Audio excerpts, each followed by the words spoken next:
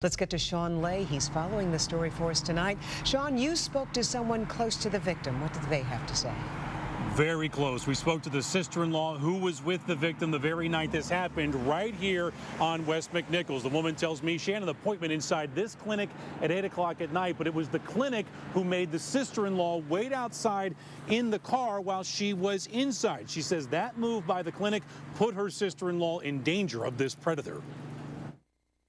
Guys, Shawn from Channel 4. Police want you to be on the lookout for this guy. Sexually assaulted the woman as she was waiting in her car right out here. He approached with a gun, forced her into the neighborhood. Police want people to be on the lookout. Local 4 raising awareness about a danger in this Detroit neighborhood. It happened outside of Summit Medical Center on McNichols at 4. We caught up with the victim's family, who was here visiting the clinic the night of the crime. Yeah, when I got in the car, she was like, sis, she was crying. She says she was inside the clinic 8 p.m. February 19th, outside waiting, her sister-in-law there to drive her home. Waiting outside because after 5 o'clock, she says, no one but the patient is allowed to wait inside the clinic.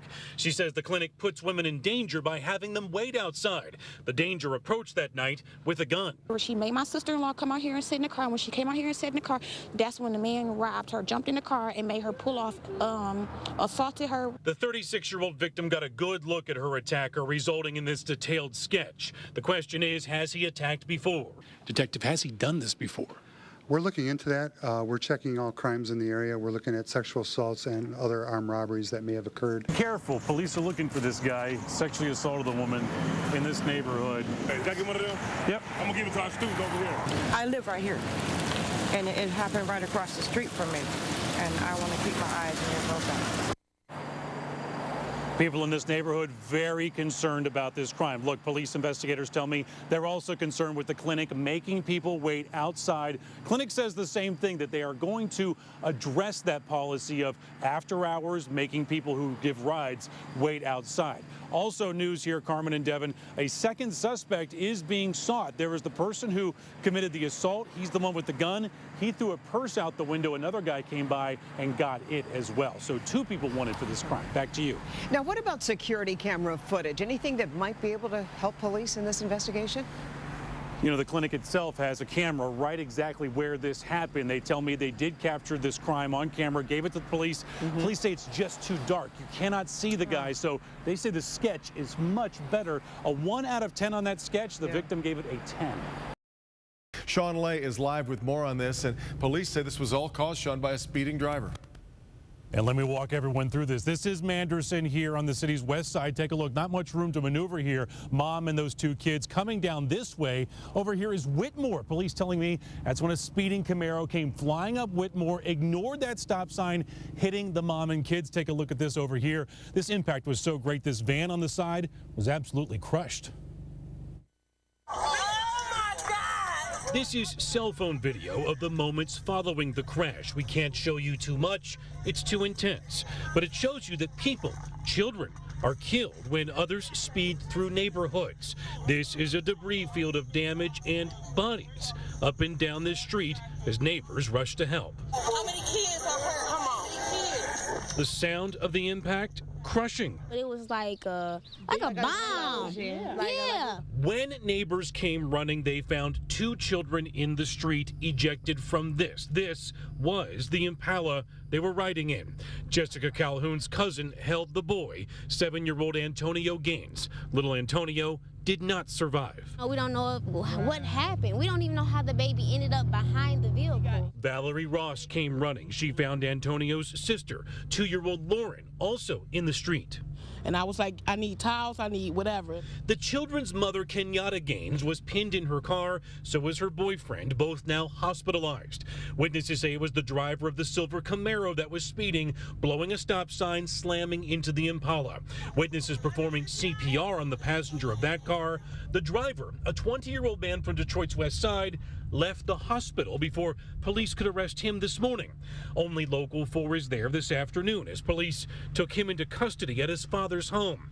That driver only needing a bandage for his cut hand when in the other car. So many were hurt and a boy was killed. He's a little boy. He didn't deserve this. He was just probably going home. Back here live, members of Kenyatta Gaines' family tells me that Kenyatta in the hospital right now, devastated by the loss of her son, but is saying that her daughter Lauren, 2 years old, should pull through, Devin. And this all came in as a call to 911 from the father and stepfather here, according to police. He called dispatchers around 1:30 this morning, and I'm told he said, quote, "I just killed my family." Let me turn around here. We're on Hip Street, just north of Annapolis. You can see the front door. When police came rushing to the front door, they said that man walked out and said, "The gun is here. Everything is here." Neighbors waking up to a horrific murder scene unfolding on Hip Street in Dearborn Heights, and those neighbors are in shock. A lot of people, I guess, are a lot sicker than we think they are. The scene, this house on Hip just north of Annapolis. Police receiving a call to 911 around 1:30 this morning. They found a man sitting on the front steps of the home. What they found inside is horrific. 2 children found dead in their beds, ages 4 and 6. In the basement, 2 teens found bound and shot to death. They were only 17 and 19 years old. The mother of all 4 found shot and slashed. Police are calling it a horrible domestic incident. It is stemmed from a domestic violence type situation. We do have the suspected offender in custody, so there's no concern for the neighbors of anybody being out or doing anything. The man in custody, the father of the 2 younger kids, the stepfather of the teenage kids. It's sad. It really is. Something really put him over the edge. Back here live, I want you to focus your attention on this car that's in the driveway. Police came here. The car was running. The side of the door of the car was open, and there was a hose from the car coming from the exhaust into the car. Police believe that's where the 4 and 6-year-olds were. The father then allegedly moving them back into their beds. Police believe since he is the biological father of the younger kids, he wasn't actually as brutal as he was with the step kids in the basement who were shot. An update from police just now. The mother is in critical condition. Also, Polk Elementary right down the street, Annapolis High School right around the corner. They've been informed of this just in case these children, any of the teens or younger kids, go to those schools. A news conference is scheduled for later in the day. But I can tell you, people are absolutely in shock, and police are even in shock. This is just an absolutely horrible situation here with that the one survivor here, the father and stepdad being questioned by police, the mother in critical condition as police investigate here right now. Back to you.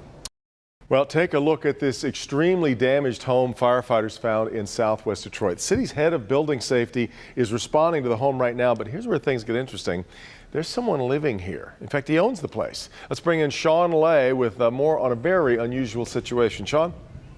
And let's bring everyone up to speed first and foremost by looking at the house here in southwest Detroit. A judge ordering the homeowner to do something about the house. That order was ignored. The homeowner still living inside, and now Detroit firefighters have some grave safety concerns. I can't believe this house is still standing. Detroit Fire Sergeant Roberto Romero first saw the house fallen. It's collapsed onto itself a week ago. A home that once burned is wide open, listing to one side. Strong winds will take this thing down. And then his crew told him that someone lives here. That's what I said. You got to be kidding me. There's no way no one's living in there. For real, I'm not lying. He goes, "Come here, I'll show you." And Romero showed us. There's no floors, there's no roof. Around back, this is where he lives, in the back. A tarp serves as a roof. A man lives in a top back room accessible only by ladder. The home's garage was on fire, and when firefighters looked up, guys staring out the window here. And now this is a big time concern. This is extremely dangerous for Detroit firefighters. If this place is on fire, unfortunately, we're going to have to go in there and get him out. Firefighters know the man is Frank. His name is actually Ray. The house is breaking the law. It's bothering you? He owns the house, pays taxes on it. A court ordered him to fix up the home. It's on an emergency demo list. We just want to make sure you're safe, Frank. That's all. Yeah. Are you safe? None of your business. Now that there's potential for Frank to be in here, our whole game changes. I say that scares me. But now Sergeant Romero says he has to make sure every firefighter knows that if this house burns, this place is going to go down quick. That a very dangerous rescue will have to take place. I was shocked. I was literally shocked. Are you kidding me? Somebody lives in there? Come on. There's more to this story. Detroit Building and Safety Department has met with this homeowner. They've been to court, and now take a listen to this. It sounds like they're headed back to court. He is in a very unsafe situation. I'm very concerned about his safety, and we have to do something about that. So our goal is to get into court and let the judge know that this man is in a very unsafe situation. But for now, he's still inside. Devin, we'll certainly let you know what happens. Back to you. Shawn joins us now with what has become a full-fledged manhunt on social media to find this thief. Shawn? Carmen, it's quite remarkable as we're going to show you. We're inside the beautiful dress shop here, Curve Bella, right here in Oak Park. We came here to investigate a series of break-ins in Oak Park over the weekend, including this dress shop. What happened next has never happened to us before. The owner greets us at the door, already speaking about this on Facebook Live, reaching thousands of people so quickly about this issue. Take a look. I'm making some noise today. LaToya Burton is fired up. Hey y'all, hey booze! And firing up Facebook Live to tell the world all about it. You know, it's that shock. Shock that a small business owner trying to make it doesn't need. I was. LaToya. I mean, it's hard enough. And her husband, LeMaine. Let me see your video. Own Curve Bella, a boutique on Coolidge in Oak Park. And they're putting the guy captured on their store security cameras on blast after he broke in this past weekend, plastering the video on Facebook, Facebook Live, Instagram, creating their own social media manhunt. I just want to let you know that, hey, this do work. You've been violated, speak up, because I speak up loud and clear. They're also speaking for 4 other businesses in Oak Park, also broken into over the weekend, likely by the same man. I want it to go everywhere. I want Oak Park to stand up because we are the community city. We are a friendly city. To see is somebody who's capable of getting a job, you know, you get the same 24 hours that I get. Going live from Curve Bella Boutique. Don't know if anybody can see us yet. Back here live inside the shop here in Oak Park. Look, I didn't know if you could hear that at the very end, but LaToya was again starting another Facebook Live on another page to talk about this very issue. Police were thrilled with their security camera video. It's the best look at this guy who was on a bicycle, by the way, who was hitting shops up and down this strip. We've posted the rest of that video so you can take a very close look on clickondetroit.com, guys. At last check, all the social media going on here, one of the Facebook Lives already has 4,000 views. So they're reaching a lot of people in a very smart way. Back to you. It was creepy, dude. It was creepy. Not many would have the guts for what Mark Magnan did at this dangerous burned out building yesterday. He was working on a road, crew heard whimpering coming from the dark basement area. So here we are. We were called by a very kind-hearted utility worker. This video shows you what Mark saw. This dog curled up, and it was clear the dog was dying. Well, that's what scared us, you know, because you didn't expect an animal to be staring back at you. Mark got the dog out and called Terry Sumter with Detroit Pit Crew Dog Rescue. You're safe now, though. That'll never happen again to you, I promise. And this is that dog today, nicknamed Bones, receiving critical care at Centerline Veterinary Hospital, where the vet says this sweet dog may not have lasted another day. Scary. Just limp, not exactly comatose. Very concerning. 32 pounds, you know, 2 years old. So certainly he needs to be probably 60 pounds at least. I mean, that's why we called him Bones, you know. It's not clear how the dog got into this building. Neighbors say they've been calling animal control officers to help the dog for weeks. What is clear, a caring man named Mark Magnan saved the day, saving Bones. Unfortunately, my daughter wants to adopt the dog now, so. Back here live, although Bones' recovery just now beginning, it's going to be a long road, Carmen. It's going to be weeks or maybe months until he can be adopted out. We're live on the west side tonight. Shawn, Local 4. Filming me right now? I film everybody. That confrontation happened 10 months ago. Of course, every painful moment of it was caught on camera. A woman in absolute crisis. Now, that same woman months later says she goes back and watches herself in that video almost every day. Not only does she say that video changed her life, she says it helped save her life. Taking a baby into their house? 2 women taking a baby into a vacant house that had just been boarded up by a volunteer youth group fighting blight in Brightmoor. I do not like it. People hustling booty here at 8 o'clock in the morning. He posts them online. The goal, shaming the person into going somewhere, anywhere else. After seeing a child go in there with their mother, that this is not the place for open shop anymore. 10 months later, this comment to that video. Hi, Lauren, how are ya? Here is the girl in that video today. Her name is Lauren Hardin. She is out of rehab and is living in Utah. Somebody in Brightmoor was like, look, Lauren's on YouTube. And I'm like, what are you talking about? And then I watched it and I was like, what the hell? Who is Lauren Hardin? She's only 23 years old. She is a beautiful girl from South Lyon, a girl from a loving family, a girl that will tell you how easy it was at age 17. I sniffed a pack of heroin and I remember just feeling like this is the drug for me. To get hooked on heroin. Heroin leading to crack, both leading to a man's car. I was from a small town, you know, I didn't know what was going on. Meeting men for sex up and down Telegraph Road. Money for pimps who would beat her. Money for men who would rape her. Money to fuel her daily addiction for 5 years that would ruin her. Lauren says at 8 in the morning she had just shot up again. When she came into focus on Jonathan Palmerville's camera, she was looking for a place to sleep. It's clean in this area, and that's where the couches are at. Doug Woodcock owns a construction company in Brighton and watches Palmerville's videos on Facebook. One of his addicted former employees showed up one night out of the blue, high on crack. He had a girl in his car. It was Lauren Hardin. You could tell she hadn't slept in a long time. The man dumped Lauren at Woodcock's house. He knew her from John's video. He says both he and Lauren knew drastic action had to be taken. I go, I'm going to lock you in my house, and I'm going to detox you. Why was Lauren ready to take that step? Remember the mom with the child in John's video 10 months ago? My best friend overdosed in my motel room.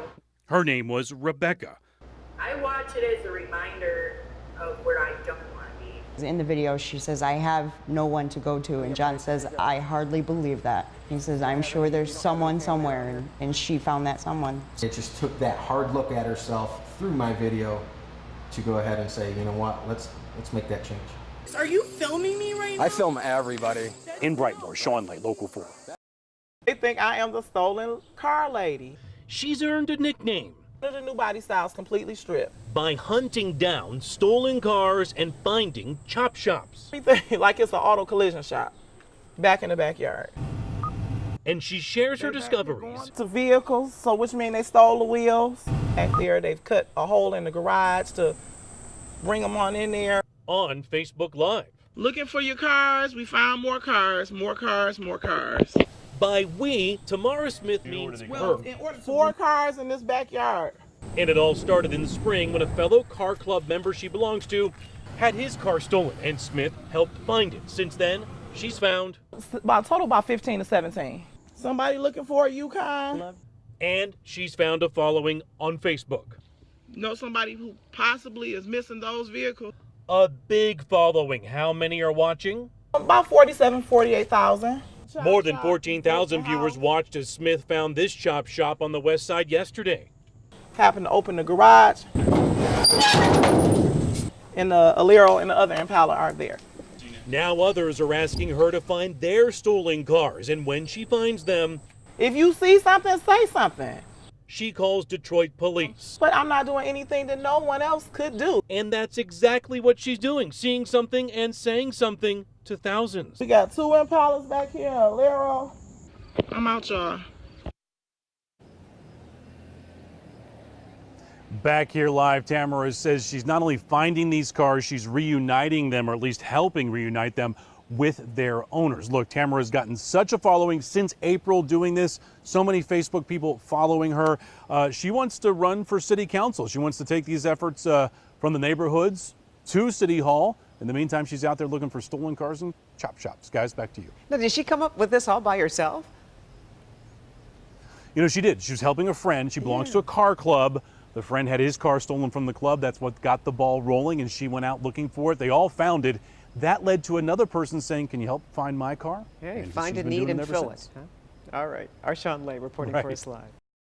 It's Sunday morning. 12 Oaks Mall isn't even open yet, and you can see the line for Santa already forming. He is a popular guy, and take a look. He's right through there. But Santa was up early this morning having a softer meeting with some boys and girls, a meeting that really brought tears to the eyes of some moms and dads. Cherise Kyler has tears in her eyes. I know. Because of the smile on her daughter's face. This year, 4-year-old Jada can meet with Santa. Jada is autistic, and her mom says she's missed out on seeing Santa in the past. Because we don't get too many opportunities, so whenever you see that someone is going to take a moment to do something that is toward your child, it's like, okay, thank you, finally, you know. It's 12 Oaks Mall that is doing something for Jada and other autistic or special needs kids. It's called a sensory sensitive Santa event. If there are long lines, lights, and loud noises, that may trigger a reaction from Jada and the other kids. But not here. It's a softer time with Santa. So we turned all of the volume and all of the visuals off. We just left the magical snowfall on so that children who wanted to go inside the display and experience that were able to. We have no idea, you know, like what kind of reaction you're going to get. And so just to know that everything is kind of chill right now is a good thing. The Kylers almost missed the meeting. It was sold out, but Emily Totcher from 12 Oaks made sure they got in to see the big guy. It made my day. It really made my day. It's incredible to see. And what's incredible for these moms and dads, seeing their kids so comfortable, having so much fun. She can feel like she's a part of everybody else. Moms and dads, if you missed this special meeting with Santa here at the 12 Oaks Mall, don't worry. Laurel Park Place Mall in Livonia, they're going to host what's called a sensitive Santa coming up next Sunday morning. In Novi, Shawn, Local 4.